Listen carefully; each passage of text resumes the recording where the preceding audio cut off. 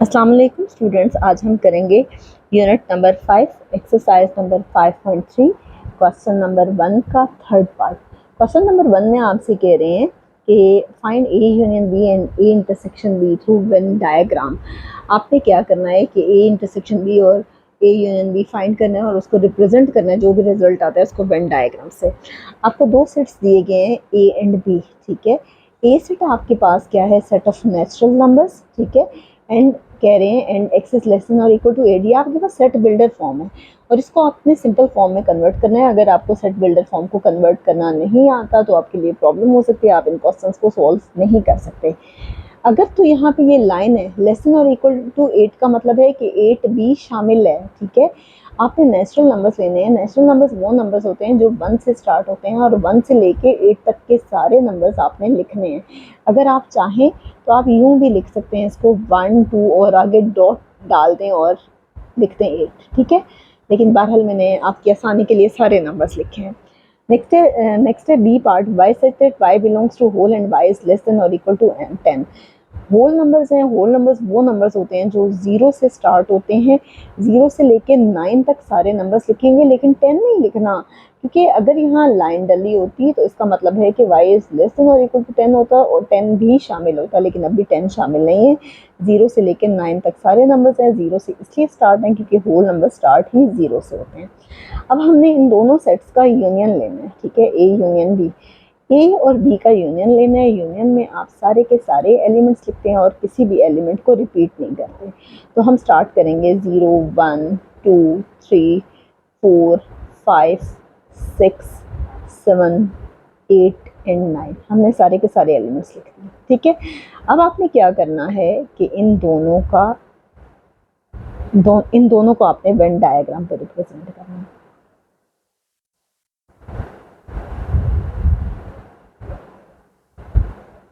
ठीक है, ये आपके पास है जो यूनिवर्सल सेट। अब ए और बी सेट को आपने वेन डायग्राम पे रिप्रेजेंट करना है। अब आप देखें कि ये दोनों ओवरलैपिंग सेट्स तो नहीं है, ठीक है, या कोई ऐसा तो नहीं है कि जिसपे ए सबसेट हो बी का।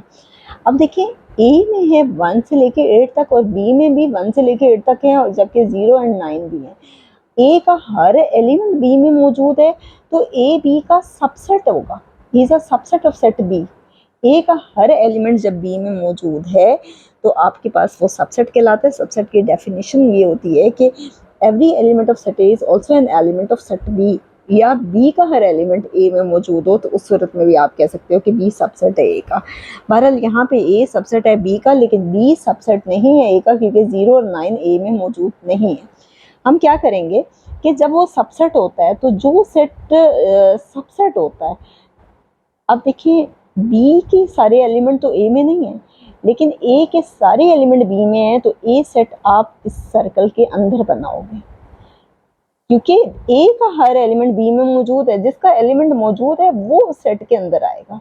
तो आप कहाँ से कहाँ तक नंबर्स लिखोगे, 1 2 3 4 5 6 7 एंड 8। अब जो नंबर्स बचे वो कौन कौन से बचे, 0 एंड 9। 0 एंड 9 बाहर आएगा, ठीक है। अब आपको फाइंड करना था ए यूनियन बी को आपने वेन डायग्राम पे रिप्रेजेंट करना है। तो आप क्या करेंगे कि ए यूनियन बी, ए और बी से जहाँ जहाँ मौजूद है वहाँ पे आप हॉरिजॉन्टल लाइंस लगा दें। ज़रूरी नहीं है आप हॉरिजॉन्टल लाइंस लगाएं, आप कोई भी लाइंस लगा सकते हैं। मैं तो सिर्फ आपकी आसानी के लिए ये लगा देती हूँ, बाकी आप पे डिपेंड करता है कि आप स्लांटिंग लाइंस लगाना चाहते हो, वर्टिकल लाइंस लगाना चाहते हो, या फिर कलर करना चाहते हैं, ठीक है, आप पे डिपेंड करता है। नेक्स्ट है जी, अब हम फाइंड करेंगे ए इंटरसेक्शन बी। ए का इंटरसेक्शन लेंगे बी सेट के साथ, और ए सेट है आपके पास 1 2 3 4 5 6 7 8। इंटरसेक्शन बी सेट है आपके पास 0 से लेके 9 तक, 1 2 3 4 5 6 7 8 and 9।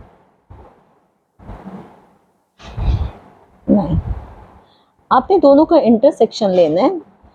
A intersection B, intersection B आपने कॉमन एलिमेंट्स लेने हैं, और कॉमन एलिमेंट्स कौन कौन से हैं, 1 से लेके 8 तक, 1 2 3 4 5 6 7 8।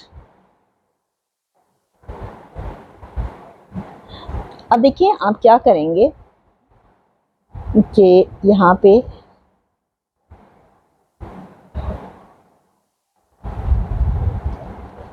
एक रेक्टेंगल बनाएंगे। मेरा रेक्टेंगल कुछ बहुत प्यारा रेक्टेंगल नहीं बना, उसकी वजह ये है कि स्टैंड जिस जगह पे है उस जगह से मेरे लिए बनाना थोड़ा सा मुश्किल हो रहा है। बहरहाल हम बनाते हैं। ये है बी सेट और ये है आपके पास ए सेट।